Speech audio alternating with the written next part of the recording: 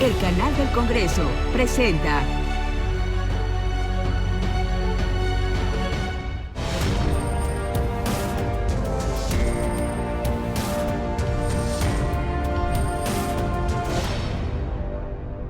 Tras una larga jornada, en la sesión ordinaria correspondiente al 12 de noviembre, el Senado de la República reeligió a Rosario Piedra Ibarra como presidenta de la Comisión Nacional de Derechos Humanos.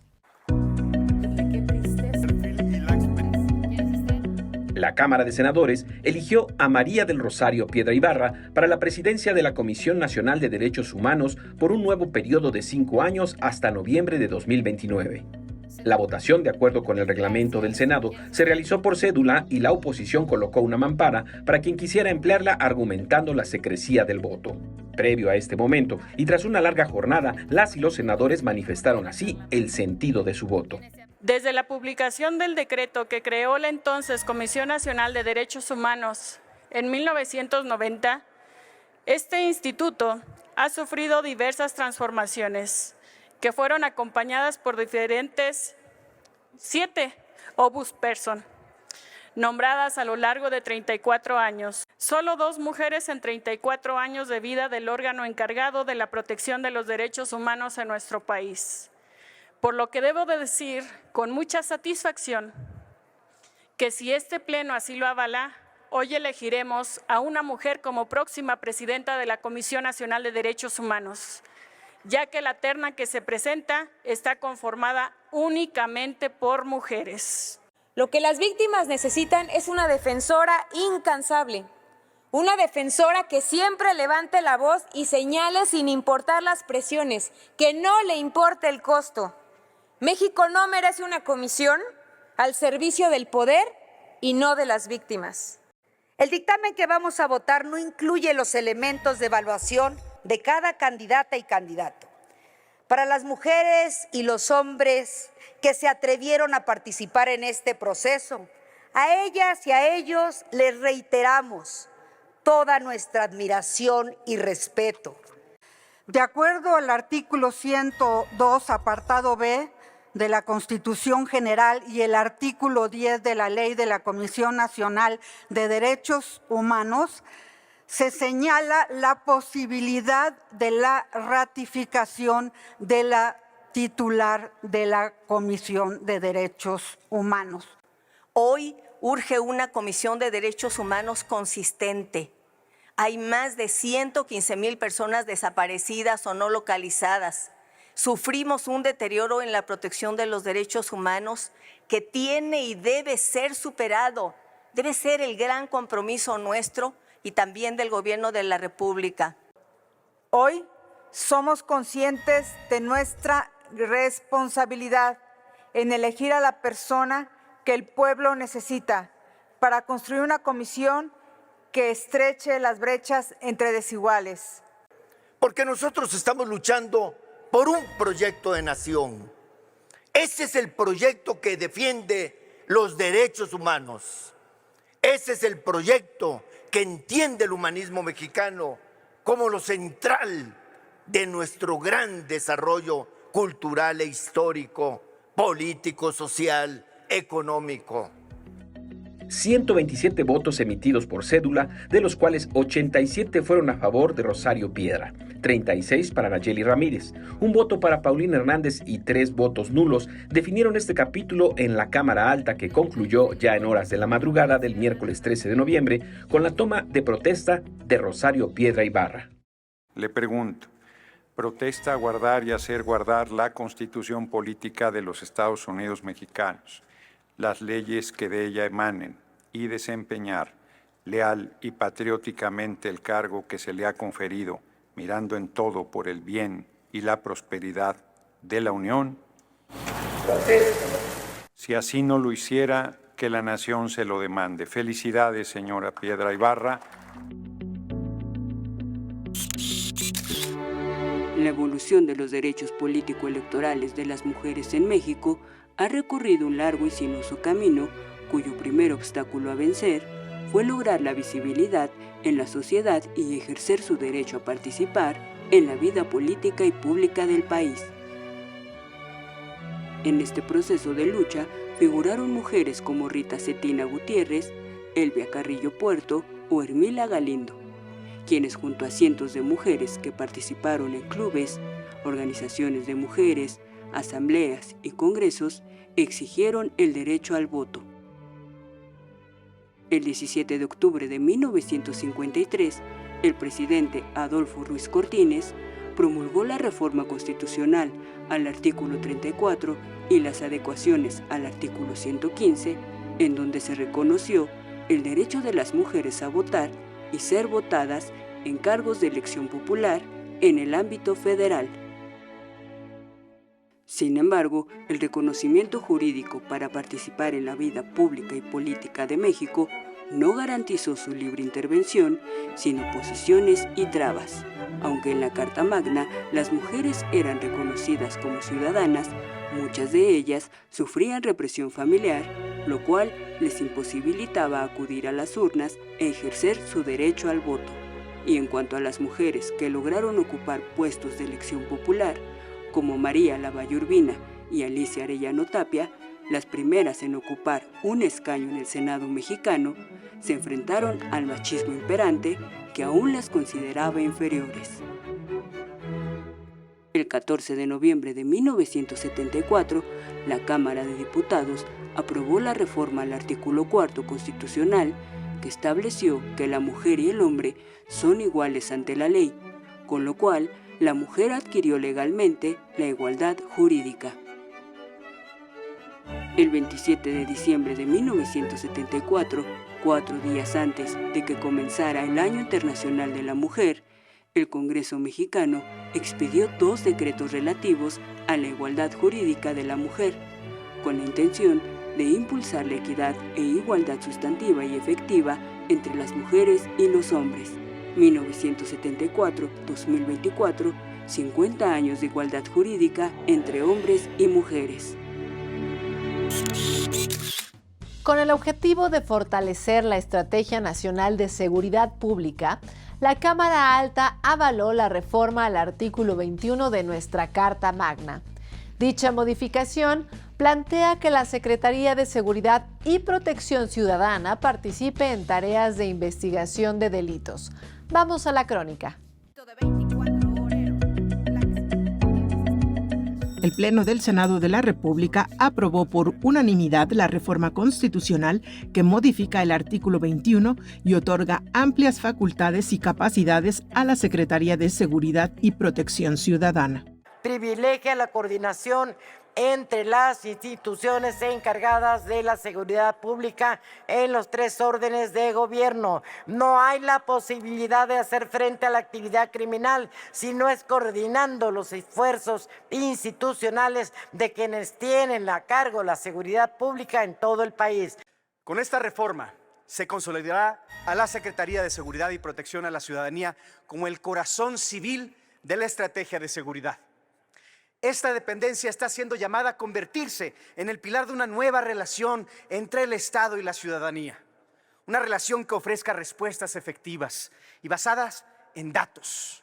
Consolidan la visión de este gobierno, cuya convicción es que la seguridad y la paz son fruto de la justicia y que se basa en 4 ejes: atención a las causas, fortalecimiento de la Guardia Nacional, inteligencia e investigación y coordinación.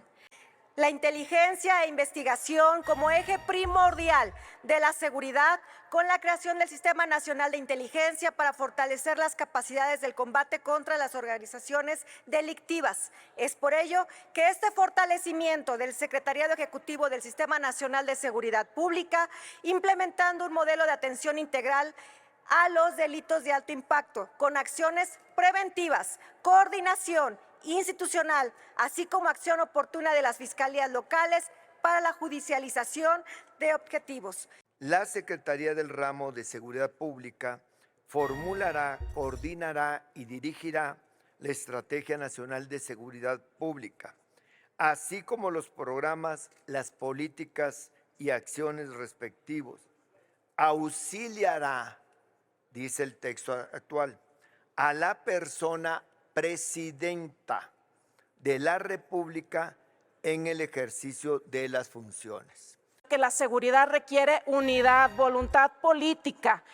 Apoyamos esta reforma porque finalmente vislumbramos una real estrategia de combate a la inseguridad. Representa de suyo un cambio de timón muy importante en la Estrategia Nacional de Seguridad. Lo celebramos y lo vemos con mucho gusto. Para todos los mexicanos, el tema de seguridad es un tema prioritario.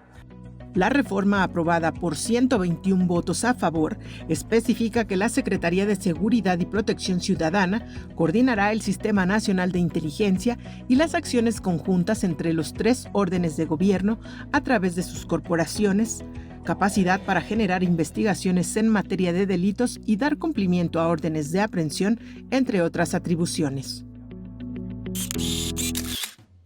La ganadería es una de las actividades económicas más importantes del país que contribuye de manera significativa al Producto Interno Bruto. Sin embargo, además de enfrentar diversas condiciones adversas como la sequía y la muerte de cientos de cabezas por dicho motivo, este sector es vulnerable al abigeato o robo de ganado. De ahí, las medidas propuestas por legisladores en torno al endurecimiento de las penas sobre quienes cometan este delito.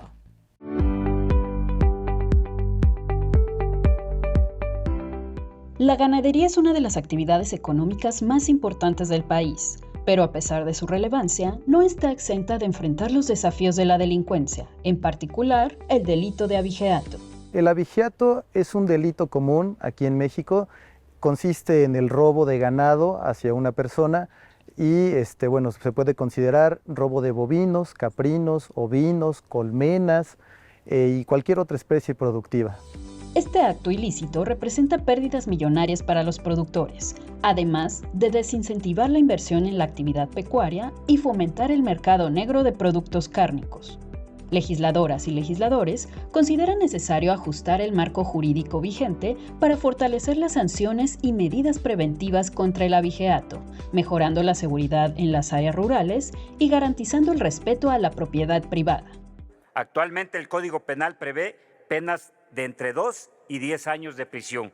Esta propuesta que presento ante ustedes busca aumentar este rango a 5 y 15 años, además de establecer que en caso de reincidencia la pena aumente hasta una mitad adicional. Es un delito bastante frecuente en el cual se ve involucrada muchas veces gente que es de la localidad y de alguna manera saben el actuar y la cotidianidad de la gente que trabaja ahí en el rancho. De acuerdo con reportes del Secretariado Ejecutivo del Sistema Nacional de Seguridad Pública, en 2023 se registraron 3.233 denuncias por este delito.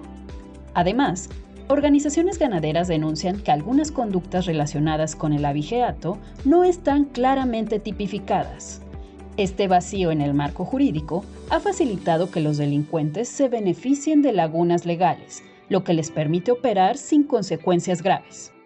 La reforma incluye nuevas conductas que serán penalizadas, entre ellas el sacrificio del ganado sin consentimiento del propietario, borrar o falsificar marcas en animales y la expedición de documentos falsos como certificados y facturas electrónicas para comercializar este mismo ganado robado. No nada más eso, sino también la creación ilegal de aretes de ciniga, ¿no? El Sistema Nacional de Identificación Individual del Ganado es un sistema de clasificación única de ganado hacia un propietario y desafortunadamente hay mucho creación ilegal de este tipo de marcas. Con una legislación más robusta y mecanismos de prevención más efectivos, se podrá proteger este importante sector y asegurar su sostenibilidad a largo plazo.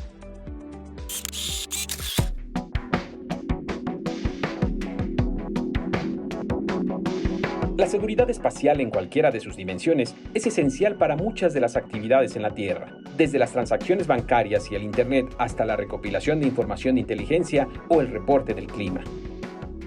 Aunque el concepto de seguridad espacial ha evolucionado en función de las prioridades y necesidades geopolíticas y al ritmo de la carrera tecnológica global, hay coincidencia en que el concepto incluye dos grandes áreas. Uno, la seguridad desde el espacio, que se refiere a los activos y sistemas que protegen las actividades que se llevan a cabo en la Tierra, habilitadas por telecomunicaciones de los satélites. Y dos, la seguridad en el espacio, en la cual estos activos y sistemas deben resguardarse de los daños que podrían sufrir a causa de una tormenta solar o por la basura espacial. En distintas regiones del planeta se ha considerado establecer un marco jurídico común para la seguridad, la protección y la sostenibilidad en el espacio. Es primordial, por ejemplo, regular la congestión espacial. Desde el fin de la Guerra Fría, la capacidad de colocar satélites dejó de ser exclusiva de las grandes potencias y cada vez más estados y empresas privadas logran hacerlo, a tal grado que se puede hablar de una congestión o tráfico en el espacio. De acuerdo con datos de la Oficina de Naciones Unidas para Asuntos del Espacio Exterior, a finales de junio de 2023 había 11.330 satélites orbitando la Tierra, sin contar los que ya no están funcionando.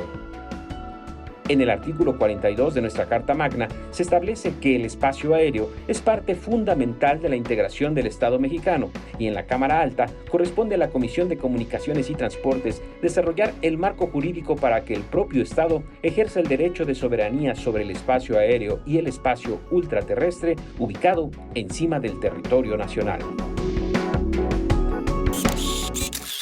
La figura del salario mínimo nace con la Constitución de 1917 en el artículo 123, pero no es sino hasta principios de los años 60 cuando se crea una comisión nacional y 111 comisiones regionales de salarios mínimos. Luego, en 1987, se desintegra el sistema regional y a la Comisión Nacional de Salarios Mínimos se le asigna la atribución de fijar de manera amplia y de forma territorial el salario base de los trabajadores. Actualmente vivimos una nueva página de esta historia tras ser aprobada una nueva modificación constitucional que coloca el factor inflación siempre por debajo del salario mínimo. Veamos de qué se trata. En 2024, el salario mínimo general fue de 248.93 pesos diarios, mientras que para la zona libre de la frontera norte alcanza los 374.89 pesos.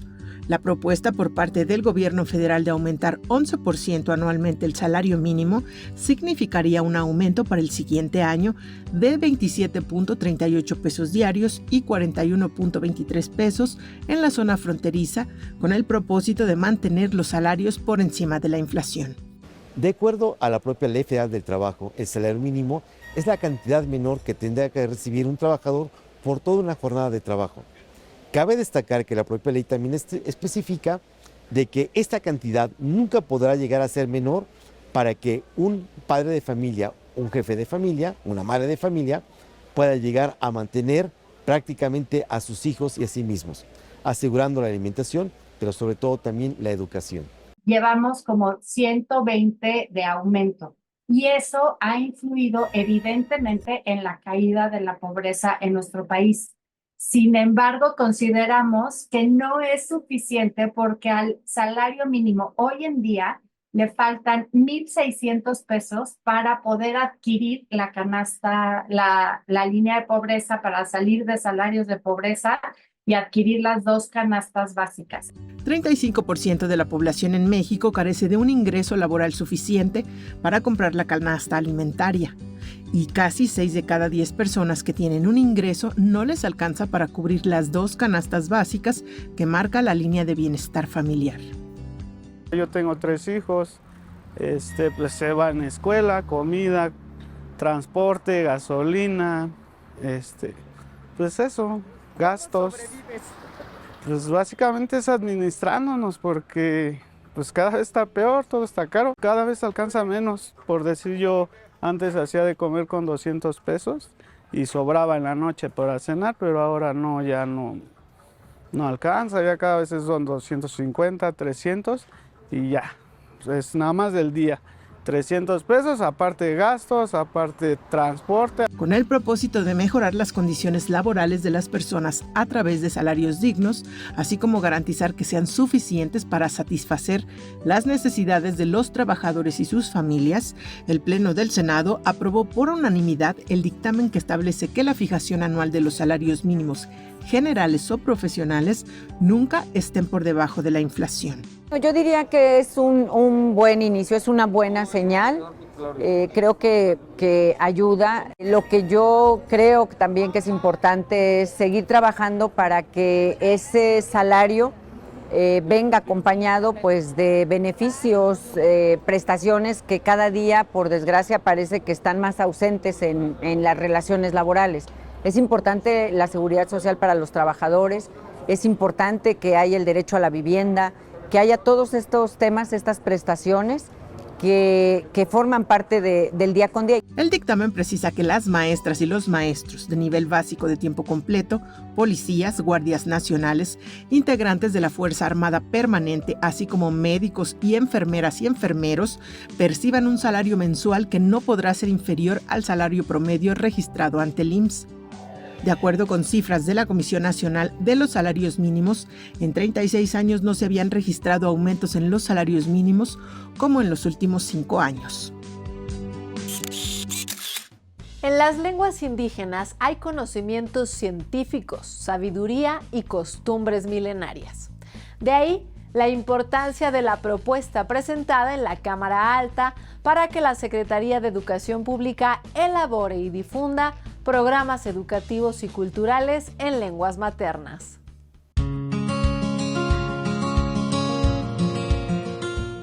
México es una nación multicultural y plurilingüe, con 68 idiomas y 364 variantes, lo que se ha reconocido en el Senado de la República. El pasado 30 de septiembre se ha publicado en el Diario Oficial de la Federación las reformas constitucionales al artículo 2 que reconoce a los pueblos indígenas y afromexicanos como sujetos de derecho público. Esto les da patrimonio propio y personalidad jurídica propia. Pese al reconocimiento de derechos y a que en nuestro país existen casi 7 millones de hablantes de alguna lengua originaria, algunas de sus variantes están en riesgo de extinción y parte del problema inicia en el sistema educativo. De redes sociales, de medios de comunicación, mitos coplal chavilik tiboshuk que hoy ta lo ilikta kopikshi kusi lahta bebunes que tots coplal pero kusi chopolilu que hati hoy batel diklichanom das banetige chitalik ta yan municipio y muy uchlo elahita basic optic van hasha temushka etiko aunque sea mi os basic opum pes basic ops tu que escucha junu persona chol Chtalta zona tzotzil, muishka etiklis, kopstukne vane muisha chanam daso takoptige aunque sea mi bilingüe. Que más poliwiset la tolka manali, eli que hamiki, o amias miqueja, o amias miquise, eli queja que matlapani se tescat, inintos, eli queja akawilotl, tensampanoteski, pampa ayucaca molinie. Aunque más pano yani, más igual me mucagua, más te igneltisque. Huaca motzacua y pancampahueli chinancotini, y pancampahueli tlaltepactli queja quema motzacua sequa puerta o se ventana, quema unca sequina tlatolcamanali, mislachiatis, pampa temachilis tlamantli ten santoteco hueli quichihua, huantlen quichihua masewaltlagame. Yani, catlenquipia yolistli y panit tlaltepactli. Con el fin de preservar nuestras lenguas, la senadora Ana Lilia Rivera propuso una iniciativa para que la SEP elabore programas de contenido recreativo, educativo y cultural en lenguas indígenas. Esto quiere decir que todos los creadores de contenidos en telecomunicaciones y educativas sean considerando esta diversidad lingüística que tenemos, que les dé a estos pueblos originarios y afromexicanos un reconocimiento pleno de su identidad y que se apropien de estos medios públicos de comunicación y de educación. Previo a la implementación de estos programas, una de las senadoras, hablante de lengua materna, hace la siguiente recomendación. Lo primero que se tendría que hacer es una consulta desde las comunidades para preguntarles qué necesidades tienen ellos, si es desde la educación, si es desde la salud, si es desde la política, si es desde la cultura, si es desde el arte que creamos, ¿dónde ellos, ¿no? ¿Dónde ellos creen que es importante usar el idioma. Reforzar el orgullo de hablar una lengua materna y compartirlo con el resto de la población es motivo para que se sumen no solo los medios tradicionales a esta campaña por la dignidad. Hajech de 68 idiomas oitili tajlumaltik México que todos coplal tashakik en medios de comunicación para que shai shkaitik más melols ham tikusichich alelta medios tatzim ishchuk tayut chanomun kolavalik hajech belcha velas chinikundaloi. Queremos que la cultura deje de ser para unos cuantos y que pueda ser para todos. De esta manera llegamos al final de nuestra revista informativa, pero abrimos la invitación para que nos acompañen en la próxima entrega de Cámara Alta. En pantalla ponemos a su disposición los medios de contacto para que nos hagan llegar sugerencias, comentarios o aclaraciones. Soy Paulina Usigli y en nombre de quienes colaboramos en este programa me despido deseando que la pasen excelente. Hasta la próxima.